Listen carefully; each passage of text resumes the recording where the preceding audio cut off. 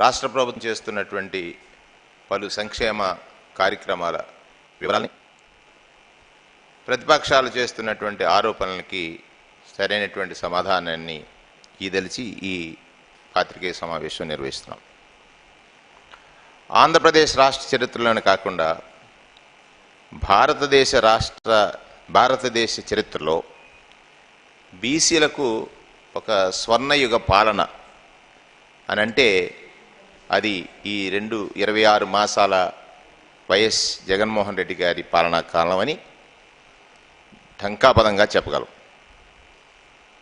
ఎందుకు ఈ మాటలు నేను అంటున్నానంటే అందరూ ఒకసారి గమనించాలి.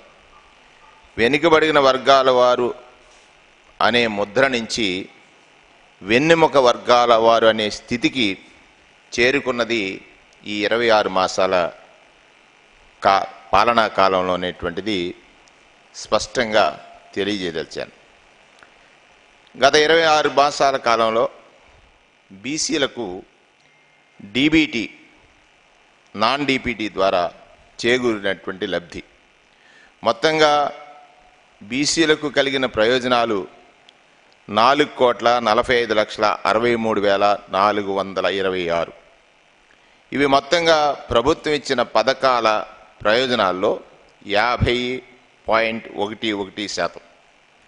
బీసీలకు మొత్తంగా కలిగినటువంటి లబ్ధి, మొత్తంగా సంక్షేమ కార్యక్రమాల ద్వారా కలిగిన లబ్ధి 69,841.76 కోట్లు. ఇది మొత్తంగా సంక్షేమ కార్యక్రమాల ద్వారా ప్రజలందరికీ అందించిన లబ్ధిలో సుమారుగా 49.66%, అంటే 50% దగ్గరగా ఉంది. డీబీటీ విధానం ద్వారా ఉన్న 24 పథకాల ద్వారా బీసీలకు కలిగినటువంటి ప్రయోజనాలు 3,24,10,506. మొత్తం సంక్షేమ కార్యక్రమాల ద్వారా కలిగిన ప్రయోజనాల్లో బీసీలకు అందినవి మరలా 50%. బీసీలకు అందిన మొత్తం లబ్ధి 50,495 కోట్లు. ఇది మొత్తం సంక్షేమ పథకాల మీద ప్రభుత్వం ఖర్చు పెట్టినటువంటి ఖర్చులో 48.35%. నాన్ డీబీటీ 7 పథకాలు, దీని ద్వారా అంటే నేరుగా డబ్బు బదిలీ కాకుండా ప్రయోజనాల బదిలీ ద్వారా బీసీలకు కలిగినటువంటి ప్రయోజనాలు 1,21,52,921. ఈ ప్రయోజనాల మొత్తం నాన్ డీబీటీ ప్రయోజనాల్లో 51%, 51.46%. నాన్ డీబీటీ ప్రయోజనాల ద్వారా బీసీలకు మొత్తంగా కలిగిన లబ్ధి 19,346.39 కోట్లు. మొత్తం డీబీటీ ద్వారా కలిగిన లబ్ధి బీసీల వాటా 53.45%. నిజాలు ఇలా ఉన్నాయి. కానీ ఈరోజు బీసీలకు రుణాలెక్కడా అంటూ ఈనాడు పత్రికలో పతాక శీర్షికన ఒక వ్యాసం వచ్చింది. రాయితీ రుణాలని మా ప్రభుత్వం నిలిపివేసిందని పెద్ద అక్షరాలతో రాశారు. మొత్తంగా చంద్రబాబు నాయుడు గారు 5 ఏళ్ల పాలనలో బీసీ కార్పొరేషన్ ద్వారా 1,626 కోట్ల రూపాయలు రుణాలు ఇచ్చారట. ఇది చాలా గొప్ప విషయం అట. బీసీలు రుణాలు ఇవ్వటం చాలా గొప్ప విషయం అని, బీసీలని రుణగ్రస్తులుగా ఉంచాలన్న చంద్రబాబు నాయుడు గారి నిర్ణయం చాలా గొప్పదని, బీసీలకు ఎలాంటి రుణము వడ్డీ అనే బాధ లేకుండా నేరుగా గ్రాంట్ ఇచ్చి వారి స్వశక్తితో వారు ఎదిగేటట్టు చూడటం తప్పట, డబ్బు నేరుగా ఇవ్వటం తప్పు అనేటువంటిది ఈనాడు పత్రికలో కథా సారాంశం. ఒక్కసారి ఈ రాతలు రాయడానికి మరి సభ్య సమాజం ఎలా ఆలోచిస్తుందనేటువంటి విధానం కూడా ఈనాడు పత్రిక వారు ఆలోచించలేదేమో అనేటువంటిది నా భావన. కారణం, చంద్రబాబు నాయుడు గారు హయాంలో ఇచ్చిన రుణం అంటే బీసీలని రుణగ్రస్తులు చేయాలనుకుని ఆయన తపన చంద్రబాబు నాయుడు గారి భావం అయితే ఈ రాష్ట్రంలో మొహం చూపించలేకుండా వారి కొడుకుల్ని ఆయన్ని కూడా ప్రజలు తిరస్కరించారు. చంద్రబాబు నాయుడు గారి పాలనలో 1626 కోట్లు తోడుగా మరొక 1000 కోట్లు పైగా బడ్జెట్లో పెట్టారంట. అది ఎవరికి ఇవ్వలేదు అని ఇవ్వంది కూడా కలిపితే బీసీలకు ఇచ్చిన రుణాల మొత్తం 2500 కోట్లు అవుతాయని ఇటువంటి రాతలు రాయడానికి వారికి కొంత మనసు ఎలా అంగీకరించిందో మరి సిగ్గుగా అనిపించాల్సినటువంటి విషయం ఇది. దీనికి బ్యాంకులు డబుల్ రుణం ఇస్తాయని ఒక రాత రాశారు. బాబు గారి పాలనలో బీసీలకు ఇచ్చామంటున్నటువంటి 1600 కోట్లు కేవలం రుణము, అది అందరికీ కాదు, 1000లో ఒక్కడికి కూడా అందనటువంటిది. 1000లో ఒక్క పర్సన్కి కూడా అందనటువంటి రుణం, అది కూడా తమ పార్టీ వారు అవ్వాలి, లేదా పార్టీ జెండా ఎత్తుకునేవారు అవ్వాలి. ఇదొక ప్రలోభానికి ఆస్కారం ఉన్నటువంటి పథకాలుగా ఆ రోజు బీసీలను వాడుకున్నటువంటి తీరుకి ముఖ్యమంత్రి జగన్మోహన్ రెడ్డి గారి పాలనలో అందజేస్తున్నటువంటి ఈ సంక్షేమం వైఎస్ఆర్ కాంగ్రెస్ పార్టీ కార్యకర్తలకు కాదే, కష్టంలో ఉన్నటువంటి బీసీల జీవితాలని మార్చాలనేటువంటి ప్రయత్నంతో, ఒక వారి యొక్క స్వశక్తితో వారు ఎదగడం కోసం చేసేటువంటి ప్రయత్నం. ఇవాళ బీసీలకు అందించినటువంటి నేను ముందు చెప్పినటువంటి డీబీటీ, నాన్ డీబీటీ ద్వారా బీసీలకు చేకూరినటువంటి ప్రయోజనాలను ఒకసారి రాష్ట్ర ప్రజానీకం అంతా కూడా గమనించాలి. చంద్రబాబు నాయుడు గారి పాలనలో రుణం కావాలంటే అందులో పావల వాటా లంచం ఇవ్వాలి. బీసీలు పనిముట్లు కొనుగోలు చేశారు, అందులో లంచం. బీసీలకు కావలసిన ఏ ప్రయోజనమైనా కూడా లంచం అనే దానితోటే ప్రారంభమై లంచ రాజ్యంగా ఆనాడు పరిపాలన సాగింది. ఈరోజు ఆలోచించండి, పెన్షన్లు మొదలుకొని ఆ రోజు పెన్షన్లు ఇవ్వాలని కూడా లంచాలు తీసుకున్నారు. మీ కార్యకర్తలు, జన్మభూమి కమిటీ సభ్యులు ఒక పెన్షన్ మంజూరు చేయాలంటే ఒక 2-3 మాసాల పెన్షన్ వాళ్ళకి ఇవ్వాలనేటువంటి ఒక కండిషన్ పెట్టినటువంటి రాతలు మీరు రాసినటువంటివి, మీ పత్రికలు రాసినటువంటి విషయాలను కూడా గమనించమని ఇవాళ ముఖ్యమంత్రి గారు పారదర్శకతకు పెద్దపీట, అవినీతి రహిత పాలన, ఈ దేశంలో ఎప్పుడు ఊహించని విధంగా పేదవాడికి చెందాల్సినటువంటి ప్రభుత్వ లబ్ధి నేరుగా పేదవాడి ఖాతాకే చేర్చేటువంటి ఒక విధానం ఈరోజు జరుగుతూ ఉంటే, పెన్షన్ మొదలుకొని ఇళ్ల పట్టాల వరకు, కార్పొరేషన్ పదవి మొదలుకొని అన్నింటా కూడా బీసీలకు అడగకుండానే ఒక చట్టం చేసిన మాదిరిగా 50% ఇచ్చినటువంటి విధానాన్ని ఒకసారి ప్రపంచం అంతా చూస్తూ ఉంది. కానీ ఈ పత్రికల వారికి కనిపించట్లేదు. మా 26 మాసాల పాలనలో బీసీలకు 69,000 కోట్ల పైగా ప్రయోజనాలు ఇచ్చాం. కొన్ని పథకాలు ఎంతెంత ఇచ్చామో ఒక్కసారి వివరించాల్సినటువంటి అవసరం ఉంది. అమ్మఒడి ద్వారా 5,900 కోట్లు బీసీలకు ప్రయోజనం చేకూరింది. విద్యా కానుక ద్వారా, విద్యా దీవెన ద్వారా 2,723 కోట్లు బీసీ పిల్లల కోసం తల్లులకు ప్రయోజనం చేకూరింది. రైతు భరోసా ద్వారా 7,970 కోట్ల రూపాయలు, మత్స్యకార భరోసా ద్వారా 328.51 కోట్ల రూపాయలు మత్స్యకార సోదరులకు మేలు జరిగింది. వైఎస్ఆర్ పెన్షన్ కానుక ద్వారా 17,301,80,00,000 రూపాయలు ప్రయోజనం బీసీ తల్లిదండ్రులు ఎవరైతే పెద్దలు ఉన్నారో వారికి ప్రయోజనం చేకూరింది.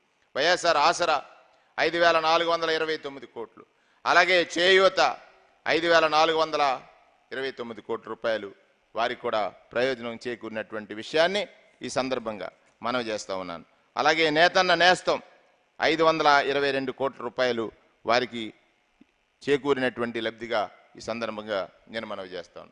ఇవి కొన్ని మాత్రమే నేను తెలియజేశాను.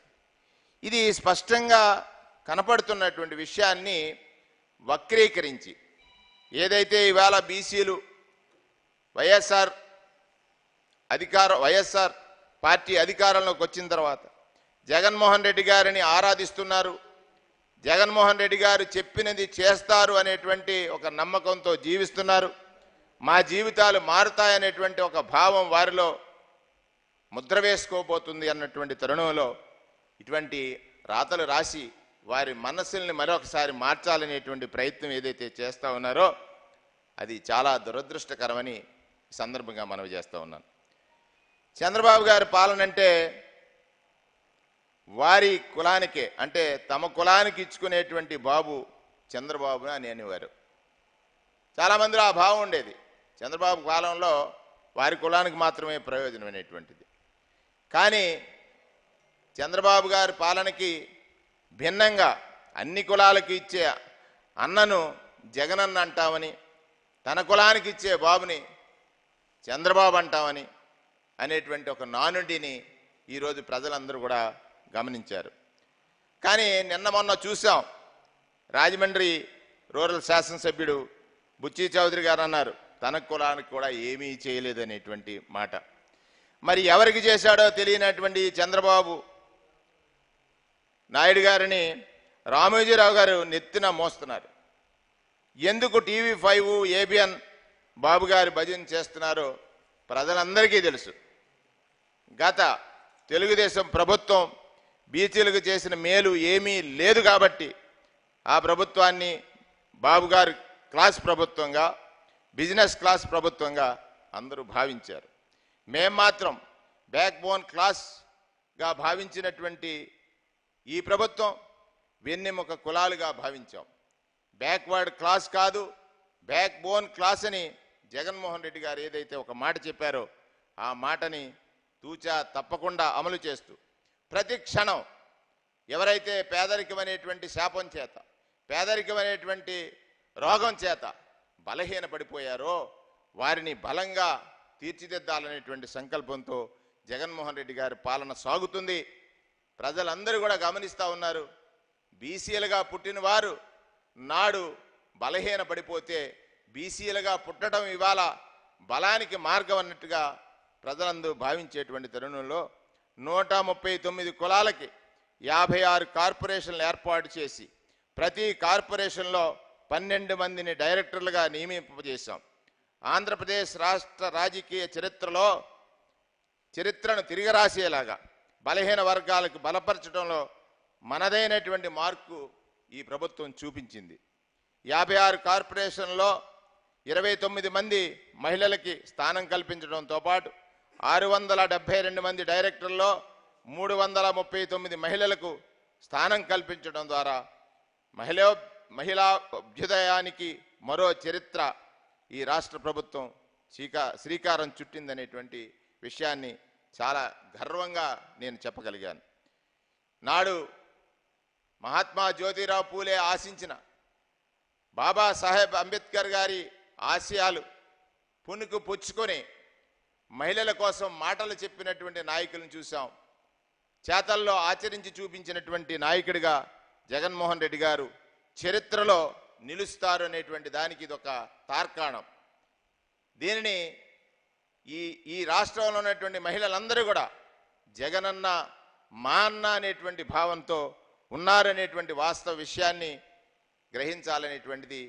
ఎవరైతే ఇవాళ చంద్రబాబు గారిని భుజాన వేసుకొని వారిని ఎందుకు మోస్తున్నారో తెలియనటువంటి విధంతో ఇలా తప్పుడు రాతలు రాయటం ద్వారా ప్రజలను మరింత క్షోభ పెట్టే ప్రయత్నం చేస్తున్నారో వారికి ఇది ఒక గుణపాఠం కావాల్సింది. ఈ ఉదాహరణ అనేటువంటి మాట ఈ సందర్భంగా మనం చేస్తూ ఉన్నాను. దేశ చరిత్రలో, దేశ సామాజిక చరిత్రలో, దేశ రాజకీయ చరిత్రలో వెనుకబడిన వర్గాలకు ఒక రాష్ట్రంలో ఇన్ని పదవులు ఇవ్వటం, అందులో సగం మంది మహిళలకు దక్కడం మీరెక్కడైనా చూసారా? ఏ రోజైనా మీరు గమనించారా? మీ పాలనలో ఏ రోజైనా మహిళలకు గౌరవం ఇచ్చారా? మీ పాలనలో బీసీలని ఏ విధంగా చూశారు? తోకలు కత్తిరిస్తా ఉన్నారు.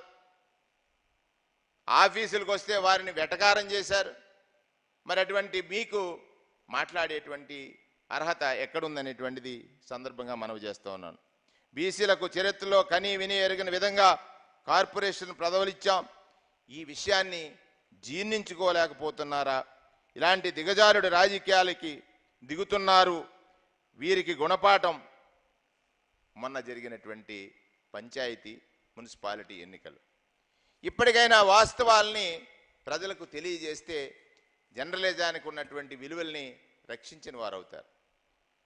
ఈరోజు మీరు రాసినటువంటి బీసీలకు రుణాలెక్కడా అనేటువంటి రాత, రుణాలెక్కడ అనేటువంటి రాత అంటే బీసీలను ఎప్పుడు రుణగ్రస్తులుగా ఉంచి బీసీలని అంటే వారి ఓట్లని తాకట్టు పెట్టుకుని రాజ్యం ఏలాలనుకున్నారా? వారి ఓట్లను తాకట్టు పెట్టుకుని మీరు మీ మాయమాటల ద్వారా మీరు చెప్పేటువంటి మాటల ద్వారా వారి జీవితాలను మరింత నాశనం చేయాలనుకున్నారా? అది కాదు కదా ముఖ్యమంత్రి వైఎస్ జగన్మోహన్ రెడ్డి గారి నిర్ణయం. బీసీలంటే వెన్నెముక కులాలని, ఈ సమాజ నిర్మాణంలో వారు భాగస్వాములని, మనిషి జీవితానికి అవసరమైనటువంటి అన్ని అవసరాల్ని తీర్చిన వారని, భారతదేశ సంస్కృతి సంరక్షకులని గొప్ప మాటలు యువకుడైనటువంటి జగన్మోహన్ రెడ్డి గారు మాట్లాడారే, అది మీకు వినపడలేదా, కనపడలేదా? ఒక మనిషిని మనిషిగా చూడాలి. ప్రభుత్వం యొక్క బాధ్యత ఏమిటి? పాలకుడి యొక్క బాధ్యత ఏమిటి?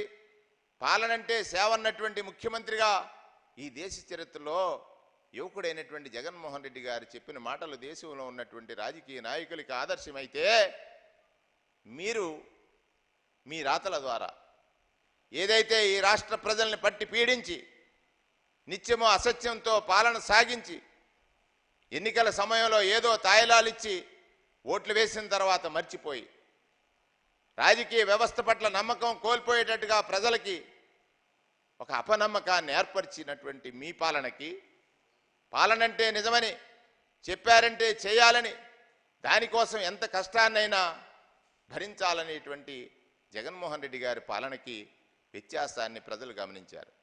మీరు బ్యానర్ ఐటెంలు రాస్తేనో మీ రాతల ద్వారా నాడు ఏదైతే ఎన్నికల ముందు మీ రాతల ద్వారా మీ రాతలను ప్రజలు నమ్మలేనటువంటి వాస్తవ విషయాలను కూడా మీరు గమనించలేక, ఈరోజు ప్రజలకు జరుగుతున్నటువంటి మేలును చూసి వారవలేక బలహీన వర్గాలందరూ కూడా జగన్మోహన్ రెడ్డి గారి బంధువులు అయిపోతున్నారనేటువంటి భయం చేత జగన్మోహన్ రెడ్డి గారి బంధువుల్ని ఎలాగ మనం మళ్ళీ భయభ్రాంతుల్ని చేయాలి, వాళ్ళలో ప్రలోభాలు కలగజేయాలనేటువంటి ఒక ఆలోచనతో, దురాలోచనతో మీ రాతలు ఉన్నాయే, అది ఈ విషయాన్ని సందర్భంగా ఒకసారి ఈనాడు రామోజీరావు గారు, అయ్యా రామోజీరావు గారు, తమరు గత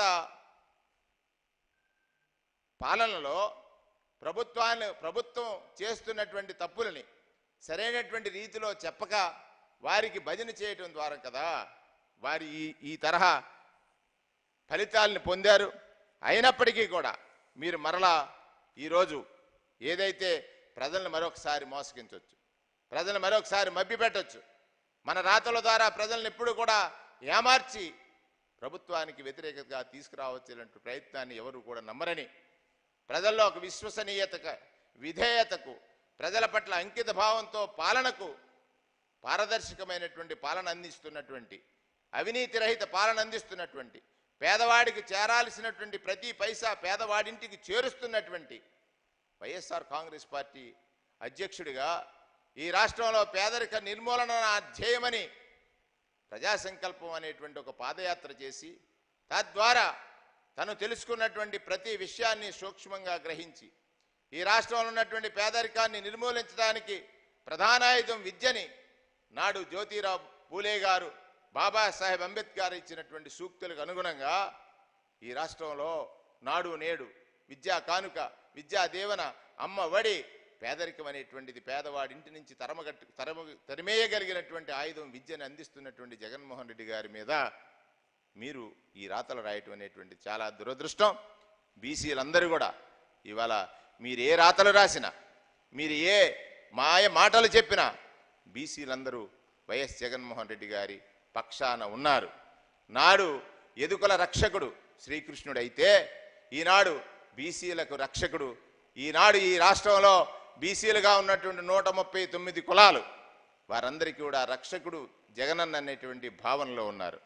వారికి ఇవాళ కనీసం ఎక్కడో చెట్టుకో పుట్టకో ఇల్లు లేక దూర ప్రాంతాల్లో జీవించే వాళ్ళ కోసం 32 లక్షల మంది మహిళల్ని ఒక ఇంటి వాళ్ళగా చేస్తున్నటువంటి జగనన్న, అందులో 50% పైగా బీసీలు, ఎస్సీలు, ఎస్టీలు, మైనారిటీలు ఉన్నటువంటి సంగతి ఒకసారి గ్రహించండి. మీ పాలనలో ఎప్పుడన్నా చేశారా?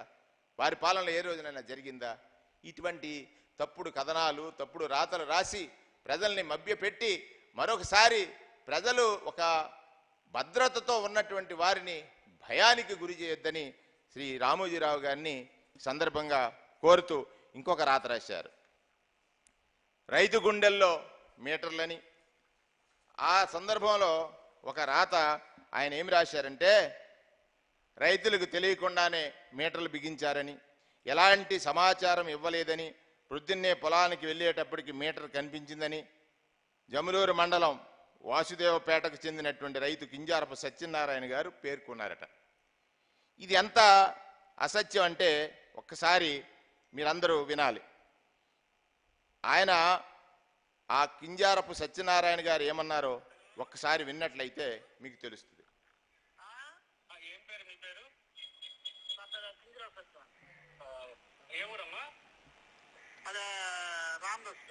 నేను ఎంతకి లేనమ్మా. అదే ఈరోజు ఈనాడు పేపర్ వేశారు. లేదు లేదు, రామకృష్ణుడు మాట్లాడినాడు. నేను అది ఈనాడు కూడా అడిగినాను. నువ్వు నాకు ఏటడినా నేను ఏ చెప్పిన ఏ ప్రశ్న చేయమని అడిగినాను. నేను అక్కడ అడగడం కూడా ఎలక్ట్రికల్ మీటర్లు బిగించినారు కదా, ఏ పరిస్థితి ఎంత ఏది లేదు బిగించినారు. ప్రతి నెల బ్రీడింగ్లు వస్తాయి, ప్రతి నెల బ్రీడింగ్ చేస్తాను అడిగినాను, చెప్పినాను నేను. అయితే బిల్లు ఎంత వస్తుందని అడిగితే బిల్లు మన తెలియదు అంటే మా తమ్ముడు చూస్తాను. అది బిల్లు ఎంత ఉంది నాకు తెలియదు కానీ మొత్తం మీద ప్రతి నెల రీడింగ్ చేస్తుంటారు అని చెప్పాను. అదే పేపర్ లో నీకు మీటర్ నీకు తెలియకుండా బిగించారు అన్నారు. కరెక్ట్. అది అది అడిగినట్టు ఇప్పుడు అది మీది కాదంటే రాష్ట్రం అంటే మొత్తము మీటర్లోనే రాసి అంత ప్రశ్నించాను. నువ్వు చెప్పి తెలిస్తే మీకు మీటర్ బిగించావు తెలుసు కదా? తెలుసు తెలుసు. అదే అదే తెలుసు అన్నట్టు మీకు లెటర్ ఇది ఇవ్వండి, మీకు లెటర్ ఇస్తాను. అలాగే అలాగే, థ్యాంక్ యూ అమ్మా. అది తప్పలేదు, అలాగే కాదు. అదే అదే నీకు తెలియకంటే నీ మీటర్ బిగించలేదు, తెలిస్తే బిగించాము. తెలిసేది నేను ఉన్నాను. అలాగే నీకు ఏ రోజు కూడా నీకు డబ్బులు కట్టమని కూడా మీకు ఎప్పుడు కూడా నీకు ఇబ్బంది పెట్టలేదు. లేదు లేదు, అదే లేదు. అది కూడా నేను చెప్తాను. ఒకటి అమౌంట్ ప్రతి నెల రీడింగ్ చేస్తాను కానీ అమౌంట్ కట్టమని చెప్పలేదు. మొత్తం బిల్లు వచ్చినాక నాకు తెలియజేస్తున్నాయి ఎంత లేదండి. తర్వాత కనుక్కొని చెప్పారు మన వాళ్ళు 30 రూపాయలు 33 రూపాయలు ఎంత అనేసి. నీకు అంత బాగానే ఉంది కదా కరెక్ట్ పరంగా? పర్లేదు, బాగానే ఉంది, బాగానే ఉంది. థ్యాంక్ యూ అమ్మా. అదే లేదు, ఇప్పుడు అడిగినాను, ఈనాడు కూడా అడిగినాను. అలాగే అలాగే. అది ఓవరాల్ మ్యాటర్ రాసి ఇది నీ పాయింట్ పెట్టి ఇచ్చేసినారు మన మండలం ఇటు కదా. అదే అలాగే అవుతున్నాను అన్నాడు. ఓకే, థ్యాంక్ యూ అమ్మా, ఉంటాను. అలాగే సార్. దీన్ని బట్టి ఆ రైతుకు తెలియకుండానే అని ఒక రాత రాశారు. ఆ రైతు మాటలు మనం విన్నాం. ఇప్పుడు రాష్ట్ర ప్రజలందరినీ నేను అభ్యర్థిస్తూ ఉన్నాను, విజ్ఞప్తి చేస్తూ ఉన్నాను. ఏదైతే ఈనాడు పత్రికలో బీసీలకు రుణాలు ఎక్కడని, కార్పొరేషన్లు పెరిగిన ప్రయోజనాలు సున్నా అని రాతలు రాశారు. 2 సంవత్సరాల 2 మాసాల కాలం ఈ ప్రభుత్వానికి. 5 సంవత్సరాల కాలంలో 1600 కోట్లు ఖర్చు పెడితే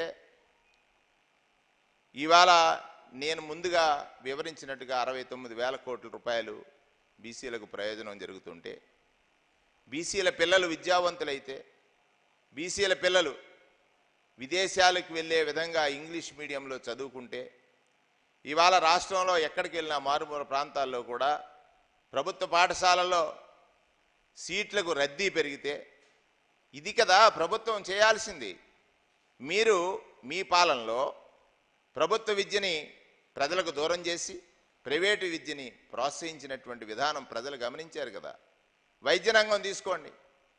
పేదవాడు తన జీవితంలో కుంగిపోయేటువంటిది జబ్బు చేసినప్పుడు, అటువంటి సమయంలో పేదరికం అనేటువంటిది వాడికి శాపమైపోయి తరతరాలుగా వాళ్ళు కూలి నాలి పాలేర్లుగా మారిపోయేటువంటి నాటి రోజుల నుంచి ఆరోగ్యశ్రీ అనేటువంటి సంజీవిని అందించి ప్రజలకు పేదరికాన్ని నుంచి ఆ రోజు రక్షించినటువంటి, పేదరికం ఆ రోజు వాడికి శాపం కాకూడదని రక్షించినటువంటి జగన్మోహన్ రెడ్డి గారు ఈరోజు పాఠశాలల్లో పిల్లలు బడికి వెళ్తూ ఉంటే వాళ్ళలో ఉన్నటువంటి ఆత్మగౌరవ రక్షణ కోసం కిట్లు ఇచ్చినటువంటి విధానం, సంపూర్ణ ఆహార పోషణ నుంచి జగనన్న గోరుముద్ద అంటే ఒక పిల్లవాడు మెదడు ఎదుగుదల కోసం నాయకుడు తప్పిస్తున్నటువంటి తీరు తల్లిదండ్రుల్ని కలిచివేస్తూ ఉంది. తల్లిదండ్రుల్ని అసలు ఒక తల్లి కంటే గొప్పగా ఆలోచించినటువంటి నాయకుడు కదా.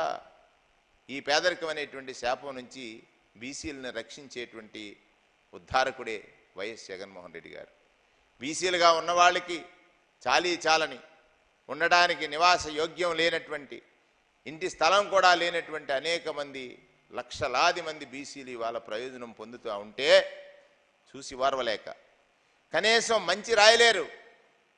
చెడుని మరలా వారి చెడు మీ చెడు రాతల ద్వారా వాళ్ళని మనసుల్ని కలచి వేయవద్దని పెద్దలు రామోజీరావు గారిని, మీరు చంద్రబాబు నాయుడు గారిని మోయండి, ఎందుకు మోస్తున్నారో ప్రజలకు అర్థం కావాలా. మీరు చంద్రబాబు నాయుడు గారు చేసిన తప్పిదాలన్నీ కూడా ప్రజలు గమనించి కదా వారిని తిరస్కరించారు. మరలా మీరు ఈ రాష్ట్రంలో జరుగుతున్నటువంటి మంచిని చెడుగా చూపించాలనేటువంటి ప్రయత్నం ఏదైతే చేస్తూ ఉన్నారో ఈ రాష్ట్రంలో ఉన్నటువంటి ప్రజలు ఎవరు కూడా సహించరు. ప్రజాపక్షాన ప్రజాప్రభుత్వం ప్రజల కోసం నిరంతరం తప్పించి ప్రజల కోసమే పనిచేసేటువంటి ప్రభుత్వం మీద ఈ బురద చల్లటం అనేటువంటిది భావ్యం కాదని సందర్భంగా మనవి చేస్తూ ఉన్నాను.